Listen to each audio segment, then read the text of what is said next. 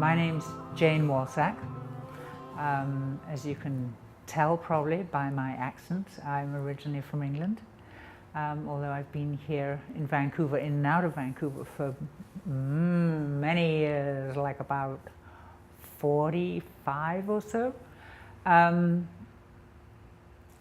went to art school in London, and my background is pretty classical, which maybe is evident in my work.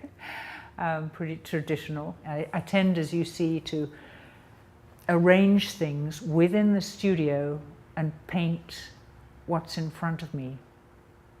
I guess all of what I'm doing is drawing or painting what's in front of me, but I don't use photographs. I just use my own vision and set up here.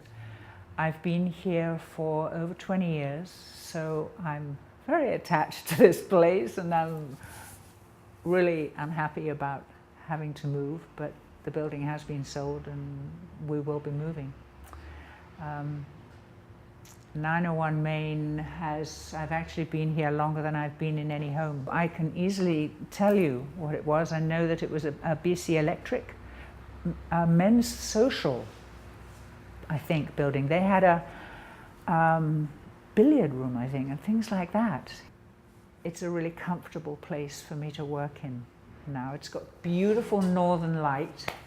These big rolled windows in this building are probably the best feature. It makes a big difference to one's work, to be able at least to get to natural light. And this is why this building is so wonderful, because it's only about 25 feet wide here, and so even at the other side of the building you've still got good natural light.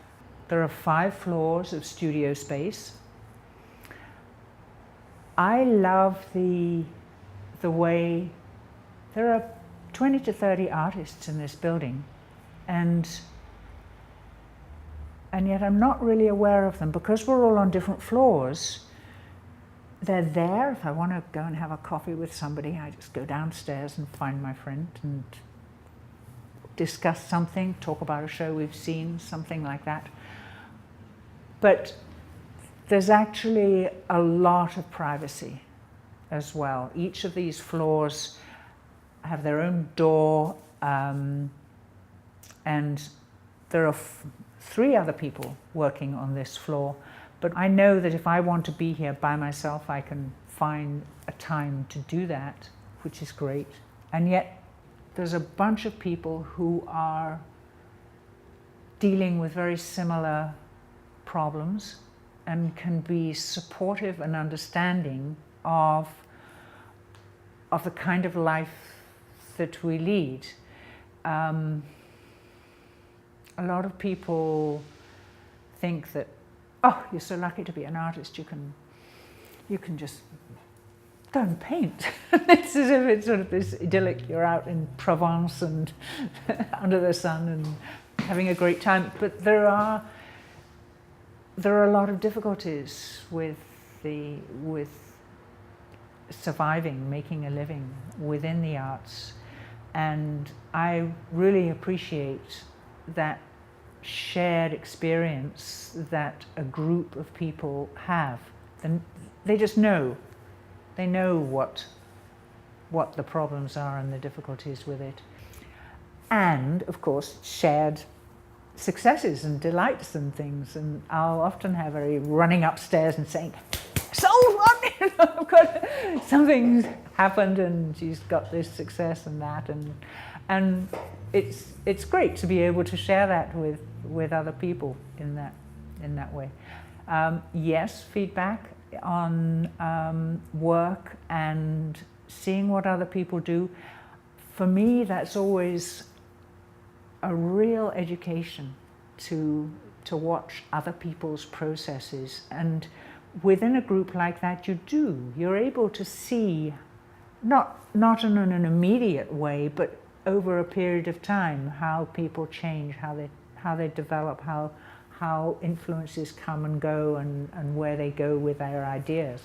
There's a couple of friends of mine who used to be working here, and they now have, luckily, they've got places in their own backyards that they've built, studios there.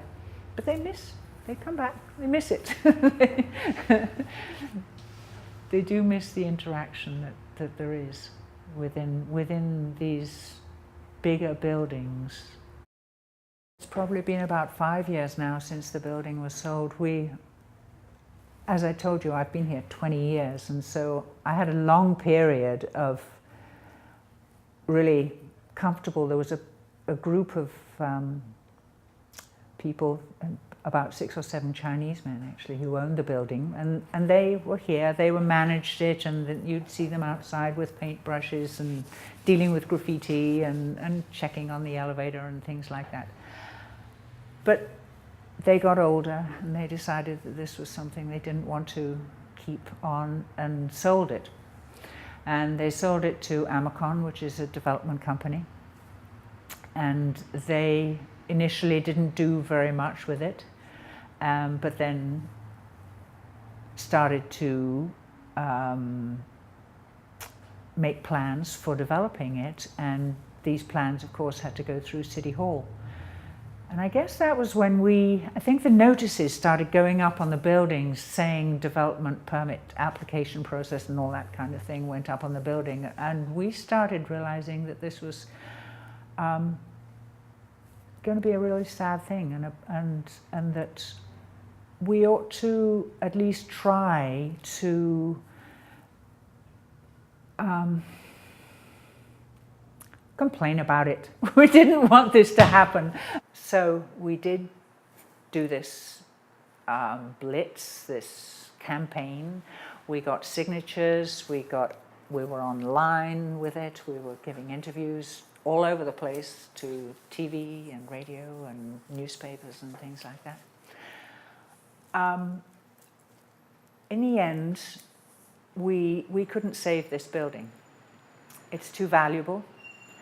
People who buy property have the right really to do what they choose with it. We'd missed our chance, I suppose, to try and, as a co-op, if we'd been thinking ahead at all, we never thought it was possible that we could buy the building.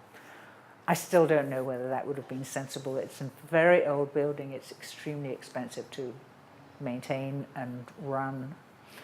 But we did put sufficient pressure on Amacon that they did offer us another studio space, which was a real triumph, because it means there is going to be 5,000 square feet of studio space, even though we're not going to be able to use it. It's too expensive for us, but it's up near 7th and Scotia, and it will be 5,000 square feet of studio space, and I think it'll be quite beautiful studio space.